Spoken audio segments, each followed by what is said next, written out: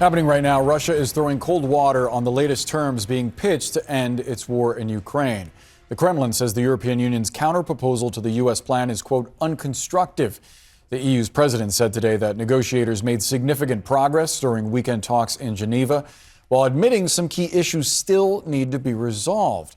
President Trump echoed that sentiment on social media, saying big progress has been made and hinting that something good just may be happening. Under the U.S. plan originally, Ukraine would make significant land concessions, including territory Russia does not occupy.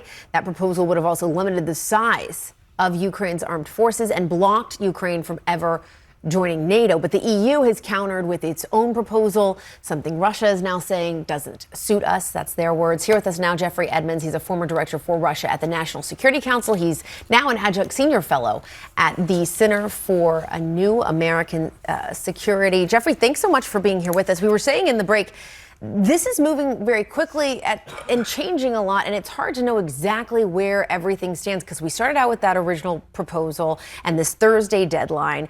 Then Marco Rubio, the Secretary of State, said maybe it doesn't have to be Thursday. Now they've met in Switzerland. How do you assess where we are at this moment? I think there's a lot of confusion about where these points came from. I know that the president has agreed to them. But what I think is important is that the Russians are not, there are elements of this the Russians certainly won't agree to. There are elements the Ukrainians won't agree to. But the Russians have every incentive to play this along, right? And they have very little incentive. Even policy analysts in Moscow are saying every time talks come up, the situation gets worse for Ukraine. So there's no incentive for them to actually agree to this, but there's every incentive for them to drag it along. And in the meantime, their attacks on Ukraine continue. Is it your view that Ukraine is in a lower leverage position because of the way that the war has been going over the last few months? So I think Ukraine has sustained serious damage to electrical grid ahead of what's probably going to be a harsh winter. That lowers, weakens some leverage there. They really need to mitigate that problem. The front line is not great, but it's not dire. And I think that part of the momentum behind these talks is the perception that the Ukraine front line is getting ready to fold, and that's not the case. It's not great, and they have lost some territory recently, but they're not ready to fold. And so, again, it goes back, the president said over the weekend that if Ukraine didn't agree, they could, and these were his words, continue to fight their little heart out. But others have said, other U.S. officials have said that we're not saying we're yanking any sort of support for Ukraine. So it's exactly unclear where that all is. That being said, if the U.S. does start to pull back from Ukraine, what does that mean for Ukraine? I think there are serious consequences for that. We provide a lot of intelligence and other support.